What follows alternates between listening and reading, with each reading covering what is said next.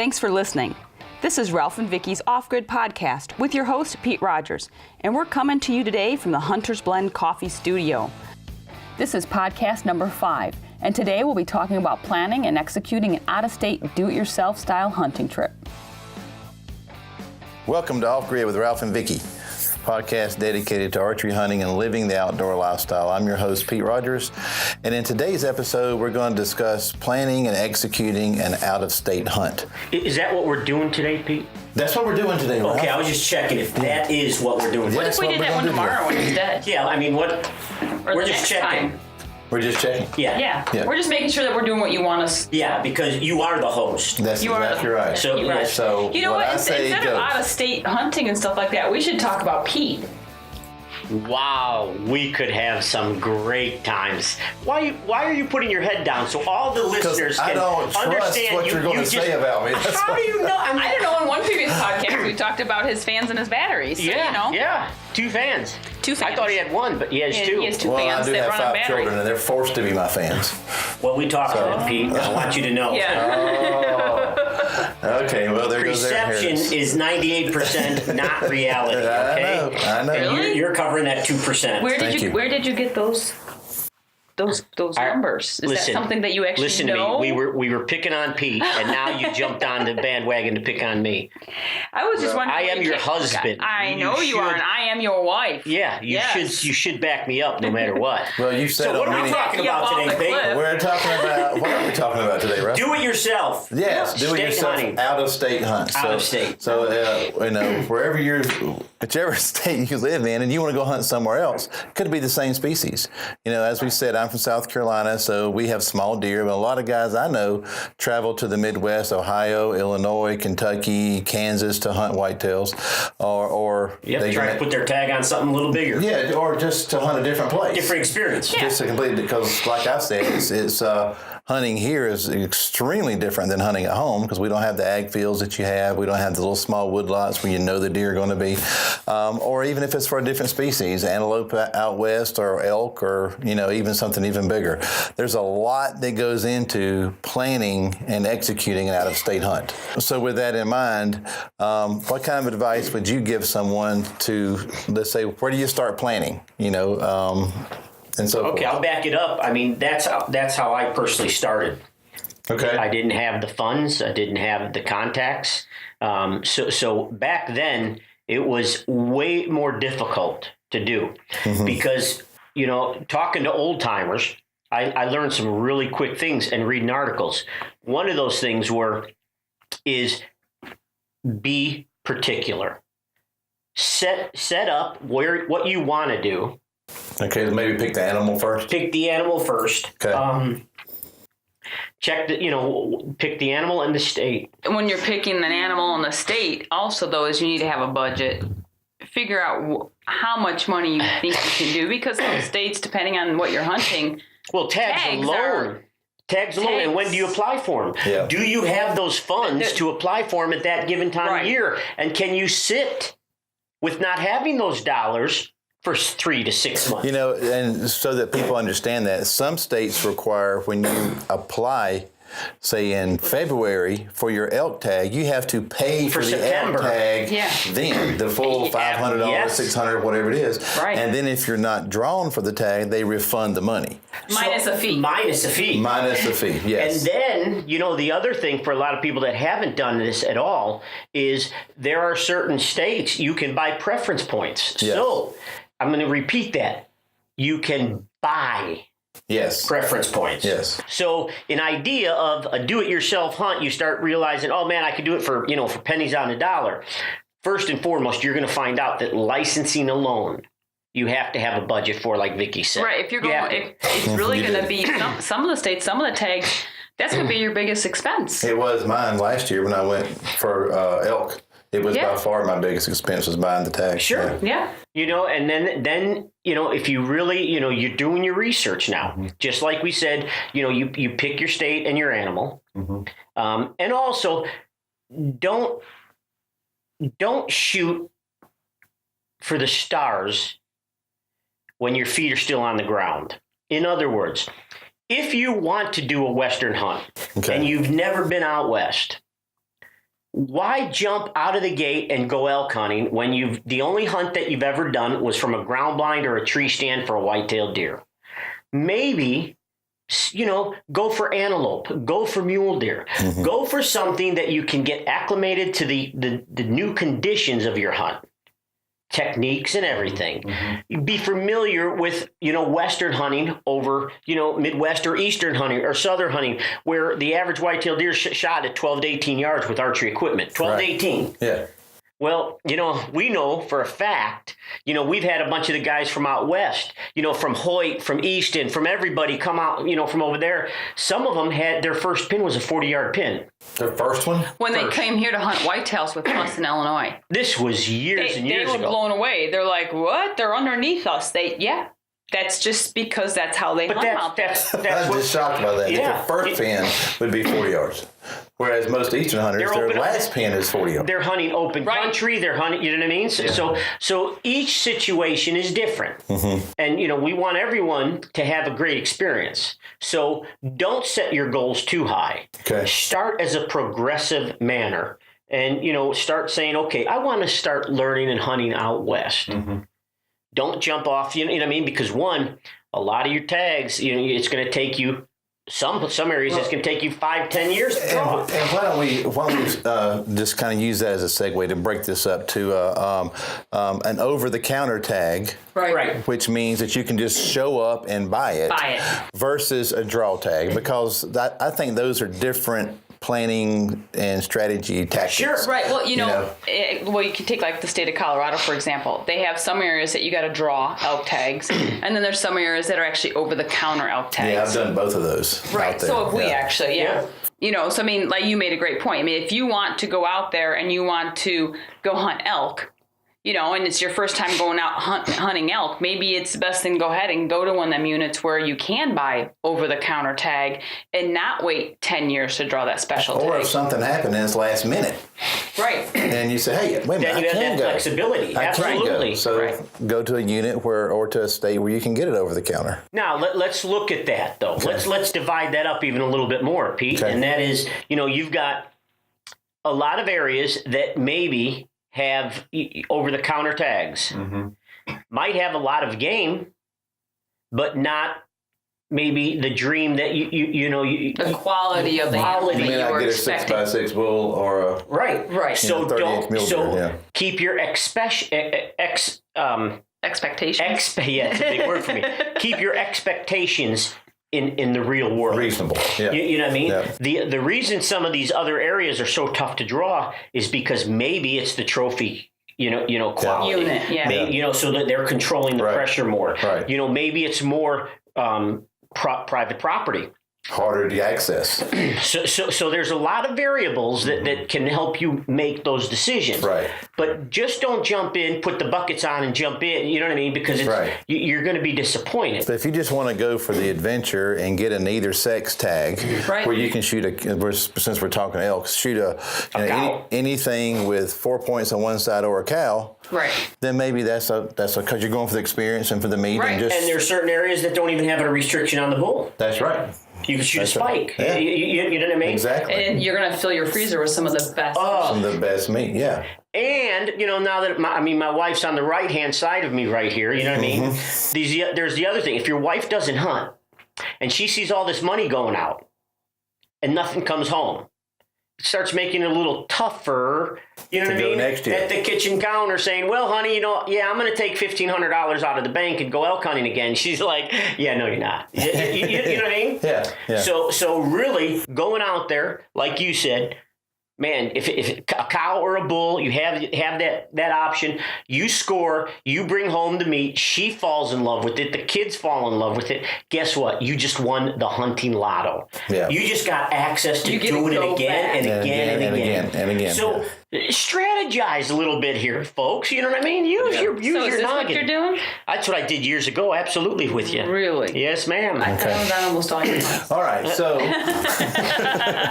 I'm going to stop this before it gets out of control real Or it quick. goes crazy. All right, so pick your animal, Define it, yep. and set your budget.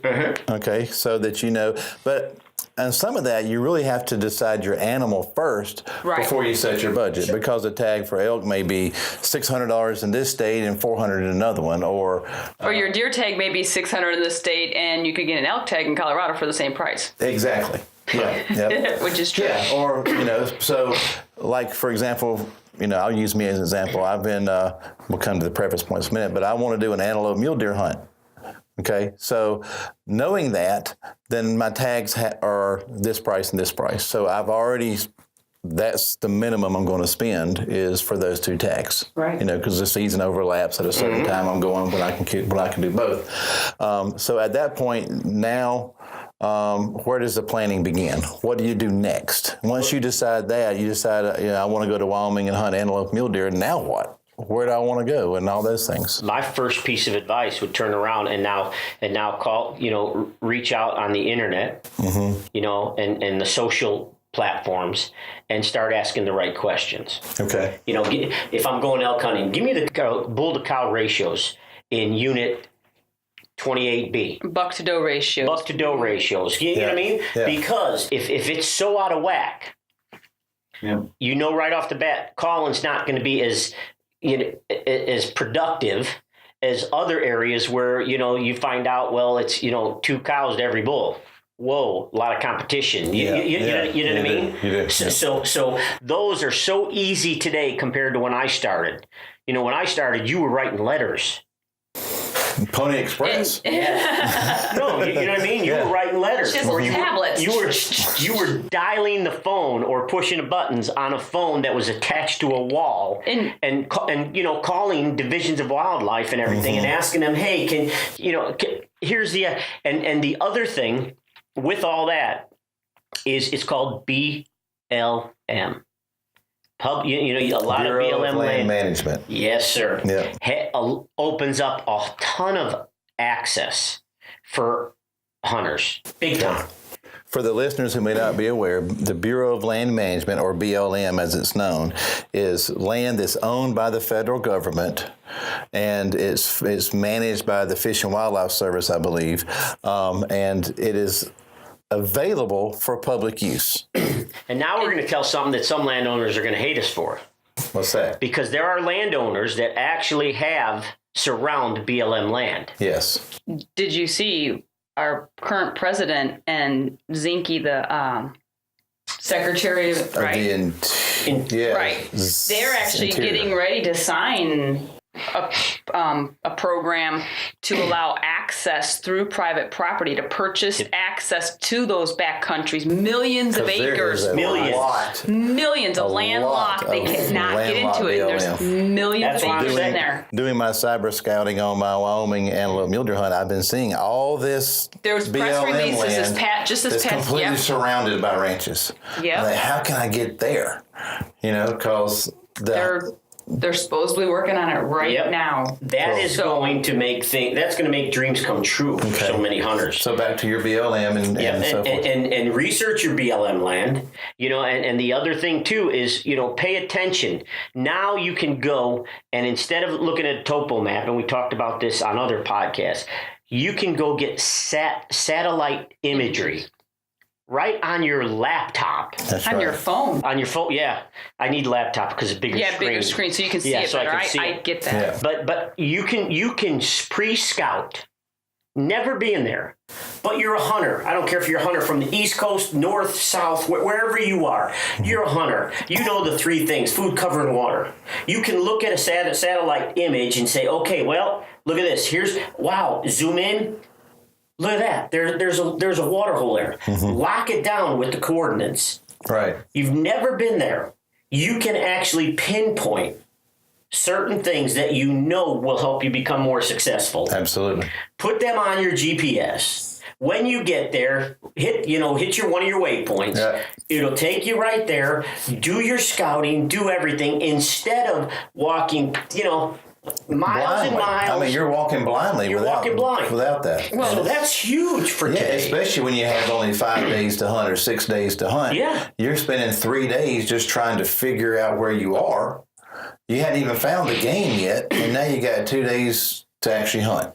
And, and you're talking about technology and satellite images and stuff. And when we were just talking about, like just going on to the different, fishing games and just to see what's going on, that actually there's also, social media.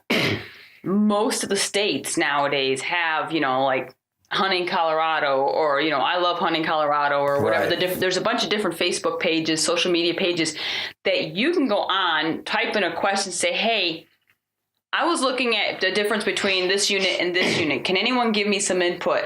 And people are willing to give input on it. And hunting forums do that as well. Yes. Some of the website forums where people you can go in and discuss. And you'd be amazed at how many friends, I shouldn't say that, how many people you can end up meeting that become friends out of state. Mm-hmm. That have hunting land and says, hey, you guys make a connection online. You were, the girls or the guys. Like a swap. And next thing you know, they're coming to hunt with you in Carolina, and then you're hunting with them in Wyoming. Now, that's how I killed my moose in Alaska, doing that. I met somebody who knew somebody, and we hit up a friendship. He came and hunted with me and bow fished from Alaska, and he invited me to go moose hunting with him. So you got the better deal out of that one. Yeah, oh, yeah. I know. And I killed a moose. Good job. So use this to your advantage. Right. Absolutely use it. That's probably the most sound advice that we could give anybody.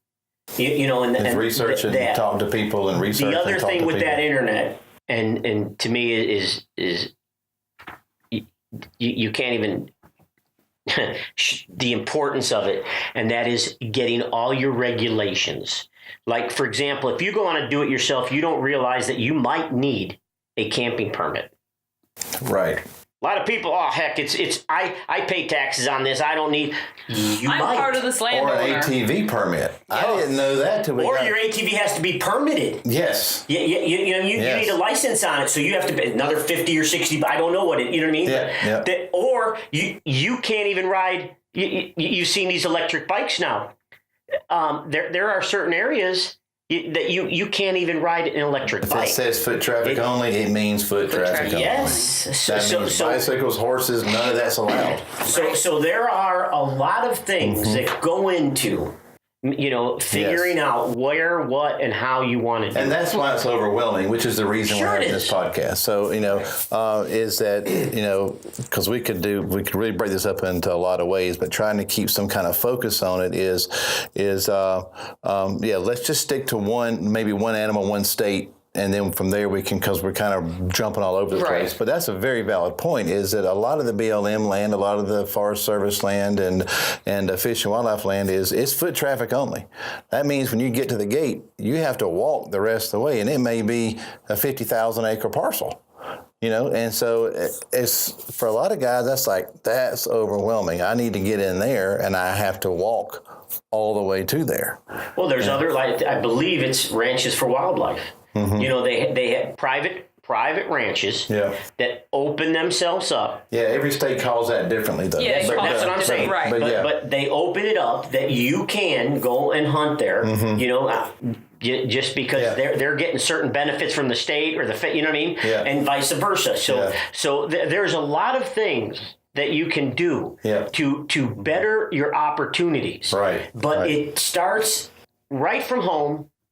And the eagerness to start doing research. That's exactly right. Yeah. Don't be afraid of it, because you're right. It is overwhelming. Yep. But, back then, back when I started, it was, you wrote letters. Mm-hmm. I tried typing, but I don't type real. You know what I mean? Yeah. It was faster to write. Or print, I should say. Yeah, print letters. But or you would dial the phone. You'd call up and you'd say, hey, So, but nowadays, we can still write letters via email, and we can search online and we can find stuff. But there again, to keep from being overwhelmed, what's worked for me as a a fairly novice in this is just go into the DNR website.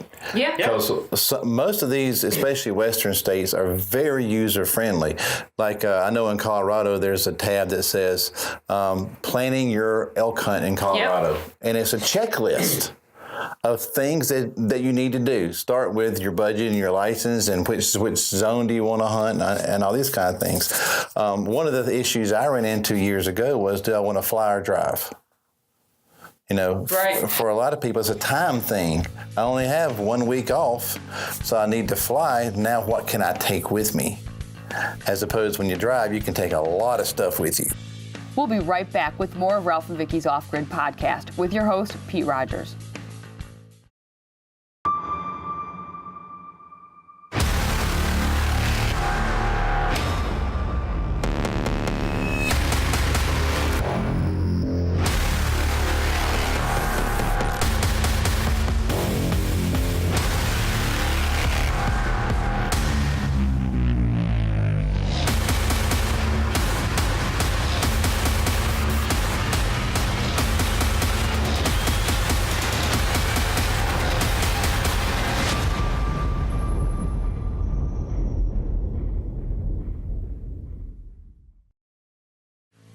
Welcome back to Ralph and Vicki's Off-Grid podcast with Pete Rogers.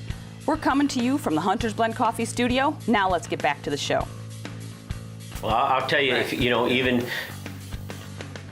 if you're going to fly on a do-it-yourself, you're going to end up finding out you're going to spend a heck of a lot more money. But it may be a time issue. No, I know. You're going to have to run a car. I'm just telling you. But they only have 1 week off. No, I know, Pete, but what I'm saying is, most people, the reason they're trying to do it yourself, one is the budget constraints. You start flying, how are you going to pack all that food? And how are you going to get it home? Yep. So there's a whole lot of things that you really, again, you need to sit down and iron it out. Yep. I know. Well, maybe this will be some tips for guys that have to fly because I only have 5 days. Did one 3 years ago. We flew out and we had to rent a car, but then we had a grocery list. Went from the airport straight to the grocery store. This is our meals for each day. Bought everything. You're right. It was a lot more expensive than the next time I drove out, but we were strict time constraints. Bought all of our food, went out and hunted, had a good time and so forth. But when we killed something, how do we get everything home? Right. That became a huge obstacle. And it dawned on us, so we mailed or shipped our suitcases home.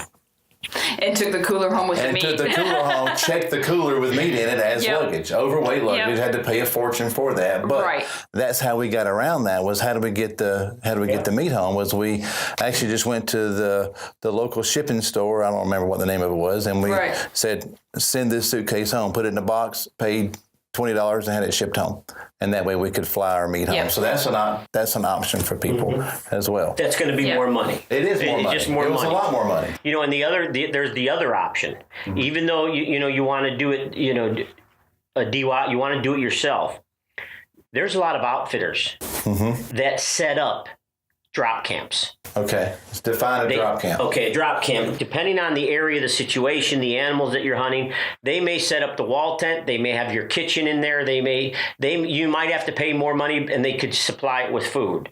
But a lot of them have a tent camp or whatever, and all you're not paying for a guide. Okay. No, you're still doing it yourself. Yes. We up in Alaska. With Wade up at Renfro's, he was doing drop camps. Obviously, there's certain animals you need a guide in Alaska for, but it was caribou and moose, because two of our guys here went moose hunting without a guide. Yep. But they drop you off, and you basically pay the pilot, the company. Wade, for example, has his planes, and he flies them out there with Renfro's. But it's an air charter service. It's an air charter service.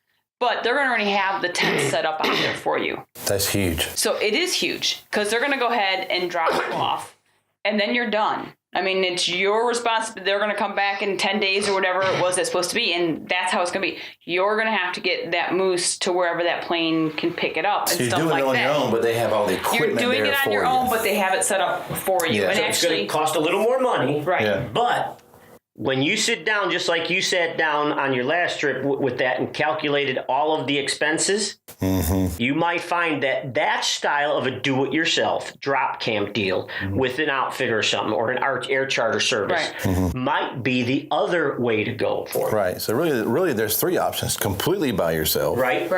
Or the hybrid of the DIY or hire an outfitter. But we're not even going to talk about that today. Right. No. We're just talking about the DIY guy who's going to go out and do it on his own.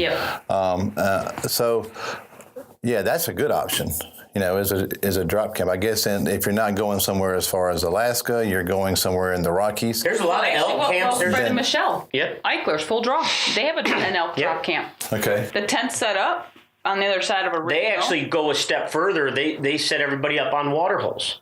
Oh, really? They show elk where and the deer water and holes everything. are at. So, and they, Fred, they'll put blinds up or something. So there, many outfitters will structure if you tell them a different here's what I can structure. do. Here's what I can Here's afford. my budget, and this is my time frame. What can you give me for that? Yep. See, that's Don't a be good afraid option. to ask that. See, that's an option that a lot of people wouldn't think about. No, right. They think outfitter means guided hunt, $8,000 versus a drop camp where the outfitter provides the $2,000 or equipment. $1,500 or whatever it may be. Yeah, and that may be a lot more affordable for a lot of people. But if you're doing it completely on your own, I know like a couple years ago, 5 of us drove out to Colorado, 30-hour drive, but you're rotating drivers nonstop. We get there, we set up our wall tents, we start scouting, trying to find everything. One of the things that Eastern hunters run into in the West is our state has 4 game zones. No, there's like for the pile of entire game state. zones. You go to Colorado, there's 487 game zones, and your license is for 186 only. Or it's 186. All right. And the boundaries aren't roads. Now, here's the big thing. They're all over the place. Today, there are numerous apps that literally have the lines drawn on your phone. You know what I mean? Zones or there is public no property. excuse Not in today's for world. anybody to not go and get yourself that app if you're going out there, or even if you're hunting at home. If you have a question on property lines, guys, I mean, folks, there's no reason why you don't get, and there's not just one. There's numerous There are apps. numerous ones out there. Numerous ones out there That's now. right. Take advantage of their knowledge and technology and have that with you. Right. I was using one on this last elk hunt, and Priceless. And the guy said, "We've been hunting over here." I said, "Bo, that's in a different game zone." He said, "Are you sure?" I pulled it up and said, "Look, the blue dot is us. This road that we're riding on is the line." He said, "I thought that ridge was the line." I'm like, "See." Now that do-it-yourself just cost you a whole lot more. It could have cost And you game a whole warden saying, bunch "Do for you?" you. And you lost your elk, and you lost everything You lost else. surf, you You lost could lose your hunting That's opportunity. rights exactly for right. yeah.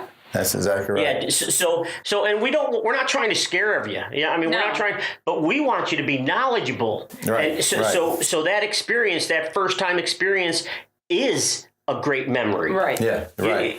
I mean, and so we're just bringing up the points to help.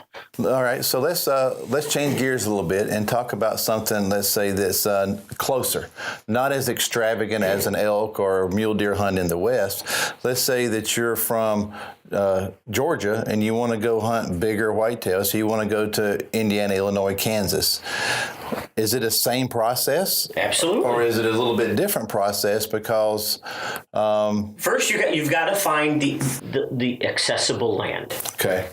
Some You know what I mean? some states are going to have more public land than others. others, for Right. sure. And then again, you got to go back to budget too.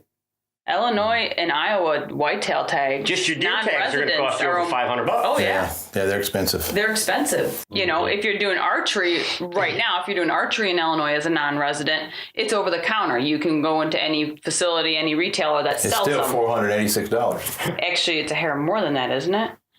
No, I think that's what Is it that what was. it was? I think Okay. that's Yeah, what it it's was. still He knows it's that's around. routine because he just bought it. I just bought it, so I have to do the math. Yeah, but I think it came up to 486. Yeah, but you're like 500. Yeah, You know, you budget $500 for your Okay. tag. Iowa's almost 6. But like Pete was saying, you know what I mean? You're trying to compare things, and now they're not traveling as far, so Yeah. you maybe Right. can throw a little bit more Right. money. You into know the what I mean? tag. That's right. The Right. majority of what you're looking at in the Midwest, all right, and down south, most people may not have the camping facility, or they don't have Right. a camper. So now you may jump into a motel or hotel, start figuring out those costs, All right. and a lot of these, state lands, anything near and around it during prime time hunting seasons are booked. So don't waste time. If you know this is what you're going to do, you found your location, you know how you're going to buy your tag, whether it's over the counter or, whether it's applying for it. Start really doing your Making research. reservations at hotels or campgrounds. If there is a campground within 20 miles and you want to drive back and forth, you got to make your reservations 6-8 months, a year in advance. Right. We've grown up right here, okay? And I mean, come shotgun season. It's crazy. You'll see trucks parked on sides of the road. You know what I mean? From the Carolinas, from Tennessee, from Colorado. I mean, they're doing the same thing out west to come hunt the whitetails here, as we're going out there. And you have to realize too is of course there's outfitters in these states as well, just like there are out west. And the thing is like you were saying, like making reservations. There's certain places, I mean, when we used to hunt down there in Pike, you want to go to some of them little towns and they have, the rest of the year they're dead, but during gun season here in Illinois, and some of the archery during rut, they'd be booked, but they would have 10 different Halloween hotels. on. Halloween on. These hotels are booked solid, and it's not necessarily by do-it-yourselfers. Outfitters are getting these rooms as well. So if you're going to go down, cheaper. Yeah. So if you're going down to like the Shawnee National Forest in southern Illinois, and you're thinking, well, there should be no problem down there. It's a giant national forest. There's outfitters down there. You need to really be prepared ahead of time and make reservations and do your due diligence so that you don't just drive up and go, oh, I can get a hotel room. No. You can't. Yeah. Again, it goes right back down to the first opening statement. Research.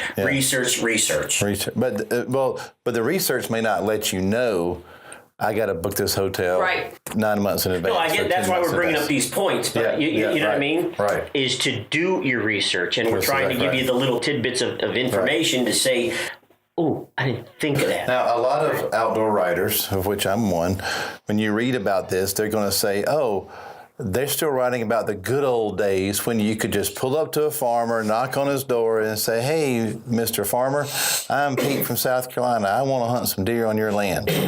Is that still possible anymore, or is that just the good old days that have gone?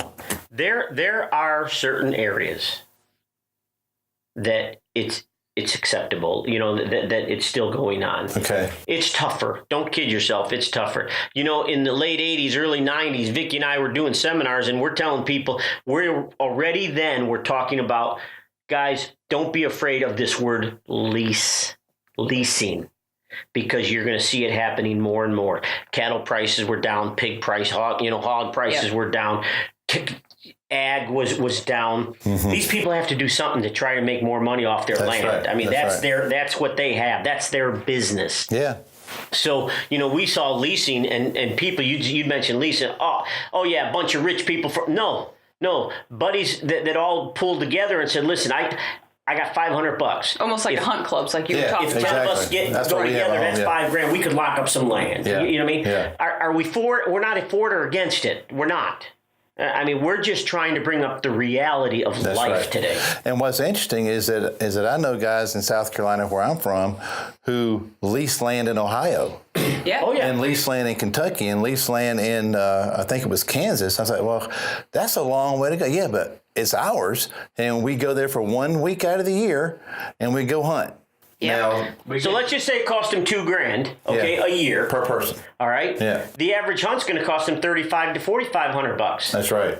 They're already a step ahead. Plus, it's theirs. And they got familiarity. Have access to it. Yes. Yeah. They talk to the landowner. Maybe they could put their own food plots in. That's right. They hang their own stands. Mm-hmm. That's what I love. And they're trusting the landowner to keep trespassers off whenever they're not there and all those kind of things. If you have that good relationship, then you can do things like that. And there's the other thing. You nailed it. Relationship. Mm-hmm. Just because you lease the land, you give them some money. Don't think just calling them once a year the day before you get there is worth it. That's right. Communicate with them all year long. You know what I mean? Yeah. Wish them happy birthday send them a Christmas card. Whatever it is.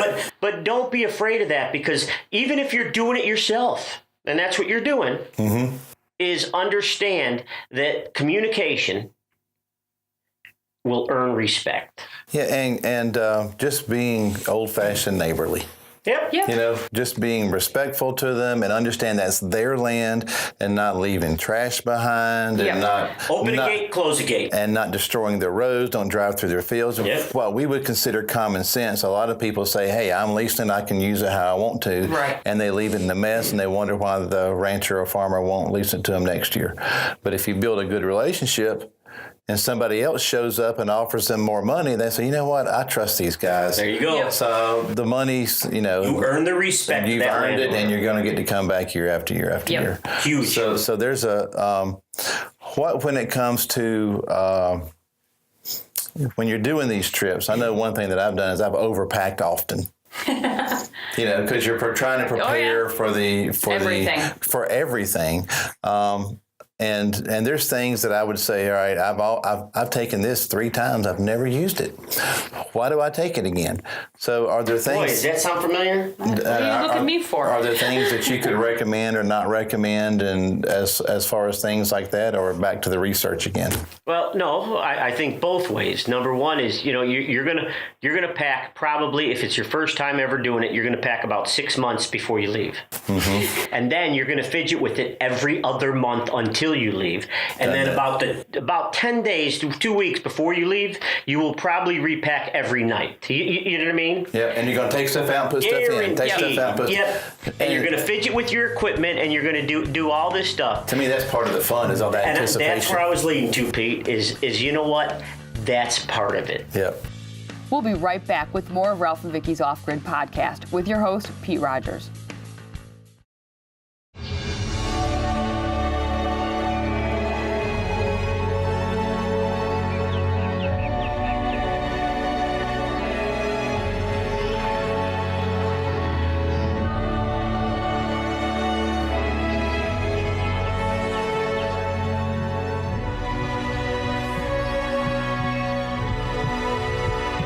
SpyPoint Link Series. Connected to your passion. Welcome back to Ralph and Vicki's Off-Grid podcast with Pete Rogers. We're coming to you from the Hunter's Blend Coffee studio. Now let's get back to the show. Don't think you're doing something that no one else is doing, because they'd be lying to you. Yeah. We've all done it. Yes, you'll find your favorites. Absolutely. You're going to find your favorite pants, your shirts, your sweaters, your insulated underwear, your boots. You're going to have your favorite. And once you get to that, you will see your bag that took 3 people to carry and put in the pickup truck. Is one person, and you're putting a shit strap on it, and you're throwing it in there. You know what I mean? I know, but I've even gone so far as to set up the tent and take it down and set it up, because I may get there in the dark. If I'm driving 30 hours, I may arrive in the dark, and I got to get my tent set up. So I've even set it up in the dark. OCD, isn't it? It is a little OCD. No, listen, but I'm coming from 300-foot elevation to 9,000 foot elevation. It's called being prepared. It's like one of our past podcasts, and I'll bet you we didn't even talk about it with the ground blinds. Okay. Set your ground blind up, get familiar with it, but more than anything, shoot out of it. Yes. We didn't even talk about the netting or anything. No, we didn't. No, we didn't. Yeah. And shame on us, but that'll come another one. You know what I mean? Yes. But the thing is get familiar, get acclimated to all of your equipment, because when you're starting to do those types of adventures, you're going to learn the proper ways of using it. I talked with a fellow, here we are digressing a little bit, but I think it's important. And he said, I'm backpacking in 14 miles to the water hole I want to antelope hunt. I'm sleeping in my ground blind. My ground blind is my tent. Yep. So he's just staying in his ground blind, using that for his tent, which I thought, what a great idea. Don't take a tent, just sleep in your ground blind and then move everything out of the way, and now you're hunting. Be a little claustrophobic, be in it for a week at a time. But I'm going to tell you another thing now. We talked about ground blinds and making makeshift blinds. You know what I mean? Right. On a situation like that, I would absolutely be weighing that ground blind, and I would be weighing my one-man single bivy tent that weighs probably 10 pounds less or 12 pounds less than that ground blind. So again, you know what I mean? There are things that think about it. You have to. And again, with your equipment, have a scale there. Vicki and I have scales everywhere that when we turn around, we start weighing our gear. We double check it. And you will find For example, Plano, we've used our Plano bow cases forever, years and years. Mm-hmm. We have multiple cases for our same bow. Right. Depending on where we're going. Where our weight limits are. If you're in a float plane, they weigh everything. We will step down. But the other thing, too, on a lot of float planes won't take a hard case. Yeah. So now you take your hard case on the regular flight, but we have a soft case inside. So once you get in, you're jumping in that Cub, that Super Cub. They take the hard case, they leave it at the hangar, and your bow is protected in a soft case. So there are a lot of little things, and those are later, you know what I mean. But again, that's why we're doing this. Is we just want to try, and help other people be successful, because we've been there, we've done it, and we've made a lot of mistakes, and we've learned from them. I'll tell you a mistake I made on that, talking about the cases, was I didn't know when you flew with a bow case, it had to have key locks on it. I thought since it was a bow, I knew with guns it didn't have to have key locks on it. So I'm running through the airport trying to find luggage locks for my bow case, because they would not allow it to get on the plane unless there were locks on it. And you pay a premium for luggage locks in the airport. So there goes your budget again. There goes your budget again. That's like $30 for a little suitcase lock in the airport, because they got you. That's there's little things like that I think talking to people, researching again, but research is a big area, but talking with people who've done it, get on those forums or on some of those websites and looking for the little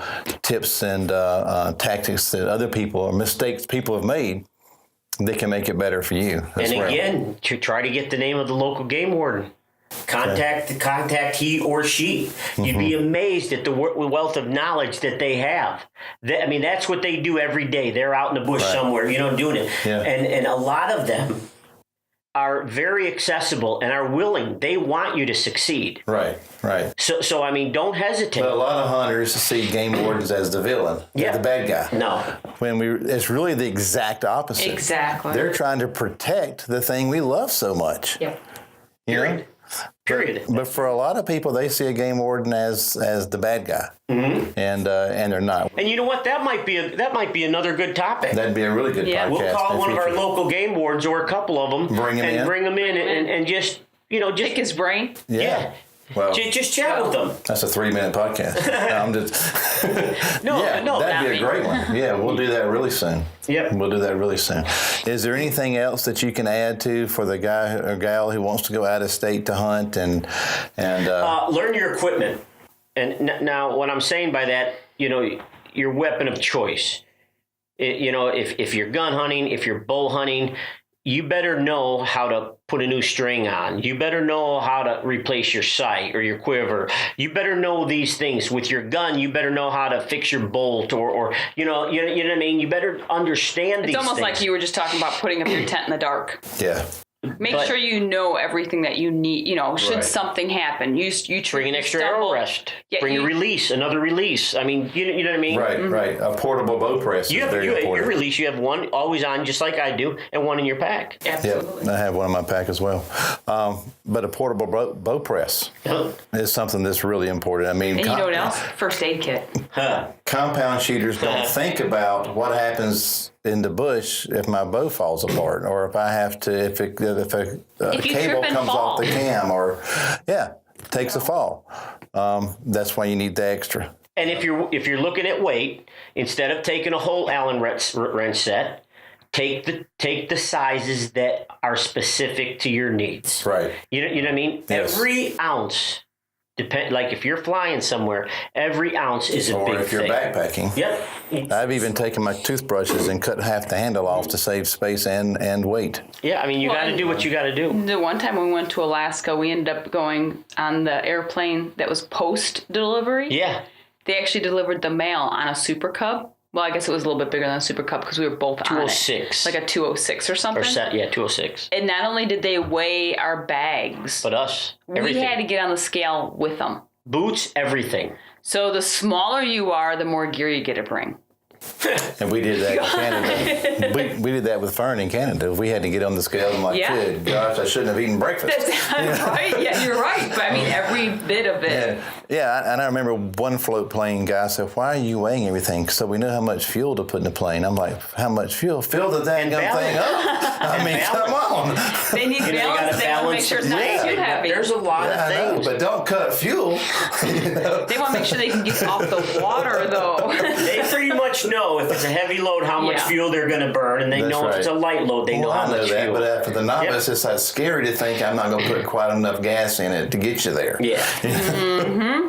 No doubt. Okay.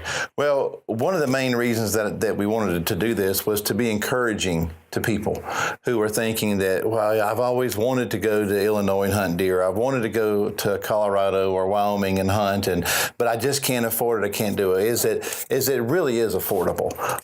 It may take some planning. Well, it will take some planning. Right. It'll take some budgeting. But I can remember my moose hunt that we mentioned. I paid for the entire trip by saving my change for 2 years. When I went and bought a Pepsi or a Coca-Cola or a soda, gotta say that, and it cost $1.50, I'd give $2. I'd get the change. It went in a jar. I saved my change for 2 years and paid for the entire trip with that. You must drink a lot of soda. Tags. Well, I don't drink hardly any soda nowadays, but whatever it was, I just saved my change. And so I think that the point there is it's a lot more affordable than you realize. You just got to plan for it. Everything's attainable if you put your mind to it. And if you put the effort to do it, you can attain these goals. Here's a good example. Sheep hunt. Oh my gosh, I'll never be able to afford that. Okay? Mm-hmm. That's expensive. Everyone, the full coral ram or something like that. The big old Rocky Mountain bighorn. Do you know they have a ton of U permits, female sheep hunts? Very do-it-yourself. Did not know that. Mm-hmm. Oh, yeah. They have quotas just like your rams, and they're way easier and more accessible and incredibly cheaper. You can experience sheep hunting. Yes, it's not going to be a ram. Who cares? The experience, everything about it is right there at your within your reach. Spinning a lot of different directions now. Colorado, right now. Yeah. Right now, right where our little cabin is, you can go pretty much and sheep hunt. Now, again, you know what I mean? Who cares? I'm sheep hunting. If it's a you? I'm sheep hunting. And the meat, unbelievable. Yeah. So don't I bet you could do that for goats and everything else too, couldn't you? Anything and everything. Dang. My wheels are spinning like crazy right now. No, where we hunt in Utah, it is a private hunt, a ranch, private hunt. Curl Ranch Outfitters. Okay. It's free. It's the free roaming. Free roaming. Oh no, it's not like a high fence or anything. It's called the Curl Ranch just because it's a cattle ranch. Yeah. Okay. All right. I just wanted to clarify that. And that's with a K, right? Curl Ranch with a K. They get so many cow vouchers. Okay. Cow vouchers. For elk. Yep. You can go, and again, this is a guided hunt, 2 or 3 day hunt, any time of the season, with any weapon. For cow elk. For cow elk, for a little over $1,000. Oh my goodness. You can go out there, hunt, shoot a cow. Fill your freezer. If you want to bow hunt, you try bow hunting, and let's just say you're on your third hunt, you know what I mean, your third day, and you really just you've seen them, but you couldn't get within bow range because it's your first time ever being out west. You didn't have, you could take a gun and get your cow. So you fill the freezer. It goes back to our original conversation when we started this podcast about winning over the family because you're taking dollars from them to go do what you love to do. Yeah. Now there's so many opportunities out there that are very affordable. Mm-hmm. And going on a private land hunt like that, your success rate increases rapidly. And that's called a landowner permit. Yeah, it's a voucher. It's a cow voucher. Okay. Other states have it, you know what I mean? But they make it accessible. And maybe where I got that is each state may call it something different. Yes, landowner sir. permit, landowner tags, landowner vouchers. Yeah. But the person that owns the property, because of depredation, then they're allowed a certain number of quota tags. Yep. That's what we call them at home, quota tags. Okay, what a great opportunity. Wow, well, that hopefully this podcast has broadened the horizons for a lot of hunters. Let them see that they can do it, that there's a lot of opportunity out there, whether it's in the Midwest or the West or even in the South. In our state, we have surprisingly, since our deer aren't very big, but we have a lot of out-of-state hunters come to South Carolina. One is our season opens so early, and we have liberal limits, but you don't have to go far to still have the same experience. And it's about that lifestyle. It's about continuing it on and broadening your adventures and your horizons and doing things that maybe you don't get to do. And let's throw another little learning thing for everybody, okay? A lot of people especially dream about big Illinois whitetail deer, right? I mean, and everybody goes after that time, that prime time, the rut, pre or post, but the rut is where almost all of your outfitters have, and your state lands are literally bombarded at that given time. Okay. After it's over, after the shotgun seasons are over, there's still weeks, if not a month, of prime hunting. You'd be amazed at how many opportunities, especially, Pete, with outfitters and estate lands that are open to the public. Hotel rates are cheap. They plummet. They plummet. Yeah. There's no more competition. There's no more pressure. You can move in, locate your good food sources. If you're hunting, you're looking at state land and you see your edge of that timber of the north side of that big national forest butts up to ag. Guess where I'm going? Late season. I am going to go to that line, that border line, and I'm going to hunt the one thing that it's drawing everything to, a food source. I got no pressure. No one's there. It's cold. And I still have phenomenal hunting. You're talking about mostly December? In January. December and January. Yes, sir. Because some states, the whitetail season extends into January. Right. Others stop at January. Illinois is normally January. around the 15th of January or something. Okay. All right. You know what I mean? But and also at that time, there's a whole lot of outfitters that most of their guides are gone. You know what I mean? Because that big rush is. They have that big lodge they're paying for. Yeah, they're empty. They need bodies. They turn around and the same hunt, which actually I believe is even better hunting than the rut. See, it's great to put you in a stand and you see the big buck running and chasing, but you never get an opportunity. You know what I mean? I do. I know very well. But come late season, there's only one thing that buck has on mind. Food. If I got the food and I keep the wind in my favor, think about that. Yep. That's all. Just don't be tunnel visioned. There are numerous opportunities, and don't get pigeonholed that it has to do this or has to be this or that. Be flexible, just like we're talking to sheep, just like we're talking all these other things. It's all attainable. It is. It's all attainable. And as I said, in wrapping up, I think, we want the listeners and the watchers to realize that there's a lot of opportunity that's possible, on very low budgets. I've done out-of-state hunts for as little as $500, and most of that was the tag. Of course, I went cheap and slept in the back of the truck and, ate dehydrated food, but I was able to do it. Been there, done it. Right. And had a great time doing it. And man, when you go back and remember that years later, it just really puts a smile on your face when you talk about those. So take the opportunities that are out there, because, there's a lot of them. Any closing thoughts, guys? No, I'll close it on my end with, it's all attainable. It really is. Set a goal and reach it. And as you're reaching that goal, make sure you set another. Always have a drive to make you go that one step further. That's right. Because when you don't do it that way, you're going to settle back, and you don't want to settle back. No, there's no reason to. No. And age is no inhibitor either. Nope. No. Yeah. All right, so we'll just wrap it up with that. And that concludes this podcast with Ralph and Vicki of OffGrid with Ralph and Vicki. I'm your host, Pete Rogers. And again, thanks for tuning in. And if you haven't subscribed, please do. There'll be more good podcasts coming. Lots more.